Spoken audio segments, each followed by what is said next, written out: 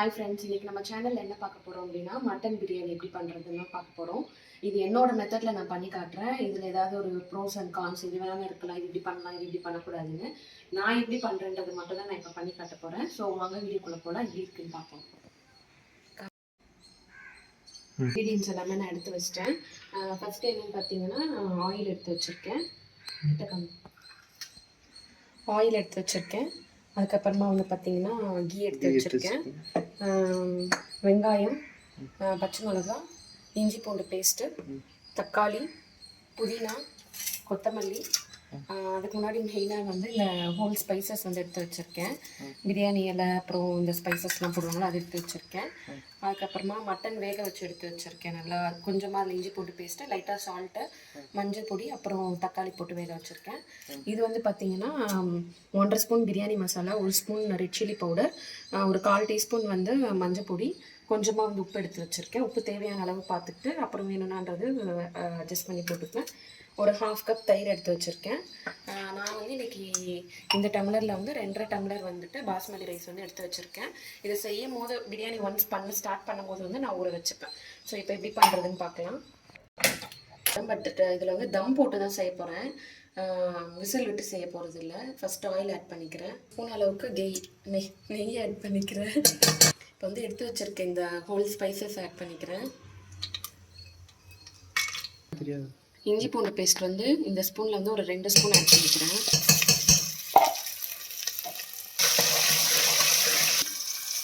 மூணு பச்சை மிளகாய் ஆட் பண்ணிக்கிறேன். கட் பண்ணி வச்சுருக்கேன் 4 மீடியம் சைஸ் வெங்காயம் ஆட் பண்ணிக்கிறேன். இது வந்து நல்லா ஃப்ரை ஆகும். இன்னும் பச்சை மிளகாவும் நல்லா அந்த அளவுக்கு வதங்கணும். ஆனியன் எந்த அளவுக்கு வதங்க விடுறோமோ அந்த அளவுக்கு பிரியாணி வந்து டேஸ்ட்டாக இருக்கும். இப்போ வந்து கட் பண்ணி வச்சுருக்க 5 மீடியம் சைஸ் தக்காளி போட்டுக்கணும்.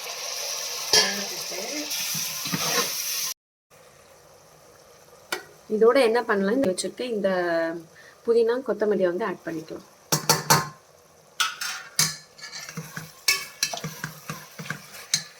தக்காளி ஆட் பண்ணதுக்கு அப்புறமா புதினாவும் கொத்தமல்லியும் சேர்த்து நல்லா தக்காளி வந்து நல்லா வதங்கக்கூடாது, ஓரளவுக்கு தான் வதங்கணும். வெங்காயம் அளவுக்கு தக்காளியும் வதங்க விடக்கூடாது. தண்ணி இருக்கும். மட்டனை வந்து ஆட் பண்ணிக்கலாம்.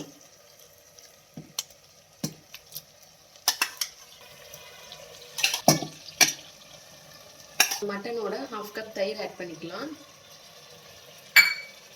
அப்புறம் எடுத்து வச்சிருக்க மசாலாவும் உப்பும் ஆட் பண்ணிக்கலாம்.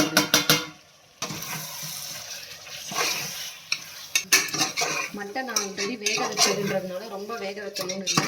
இந்த மசாலாவோட ஸ்மெல் எல்லாமே போகிற அளவுக்கு கொஞ்சம் நல்லா வேக விட்டுக்கலாம். இப்போ வந்து மட்டன் வந்து நல்லா இந்த அளவுக்கு கொஞ்சம் மசாலா எல்லாம் இறங்கி வந்துருச்சு.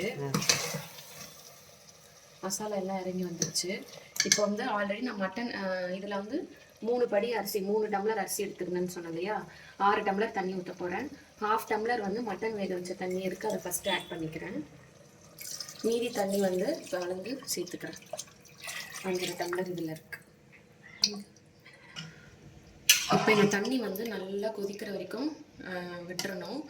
இப்போயே வந்து நம்ம உப்பெல்லாம் டேஸ்ட் பண்ணிக்கலாம். பிரியாணிக்கு எப்படி இருக்கணும்னா உப்பு வந்து கொஞ்சம் வந்து நம்ம இந்த ஸ்டேஜில் டேஸ்ட் பண்ணும்போது ஒரு பிஞ்ச் வந்து அதிகமாக தெரியணும். அப்போ தான் வந்து பிரியாணிக்கு வந்து நல்லாயிருக்கும் டேஸ்ட்டு. நான் இப்போ இந்த மாதிரி நல்லா வந்து கொதிக்க ஆரம்பித்தோன்னே நம்மளுக்கு இந்த ஸ்டேஜ்லேயே வந்து உப்பு காரம்லாம் பார்த்துக்கணும். நம்மளுக்கு எந்த அளவுக்கு வேணுமோ அந்த மாதிரி அட்ஜஸ்ட் பண்ணிக்கலாம். இப்போ நல்லா கொதிச்சோன்னே நான் வாஷ் பண்ணி வச்சுருக்க பாஸ்மதி ரைஸை ஆட் பண்ணிக்கிறேன்.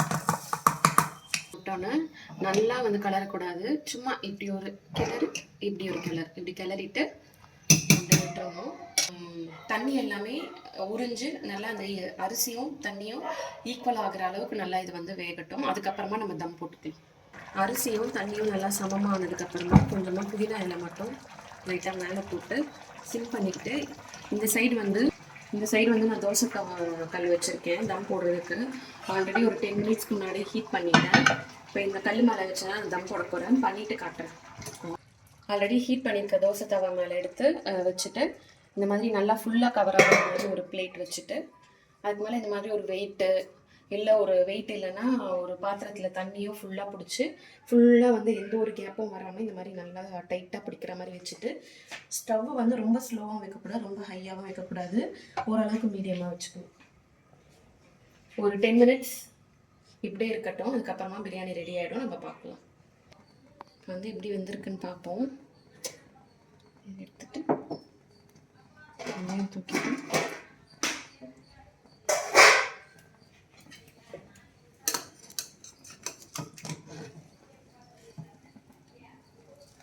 ஒரு கிளறிட்டு திரும்ப நம்ம தம்லேயே வச்சிடலாம்.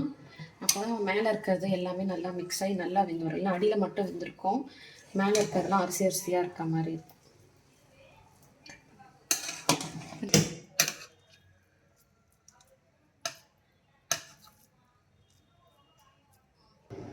ஃபைனலாக நம்மளோட mutton biryani, chicken 65, onion raita எல்லாமே ரெடி ஆகிடுச்சு. ஸோ இப்போ எப்படி இருக்குன்னு டேஸ்ட் பண்ணி பார்க்கலாம். ஃபஸ்ட்டு ஆனியன் ரைத்தா எடுத்து மட்டன் பிரியாணியில் கொஞ்சம் வச்சு, கொஞ்சமாக சிக்கன் 65 எடுத்து அதோட வச்சு,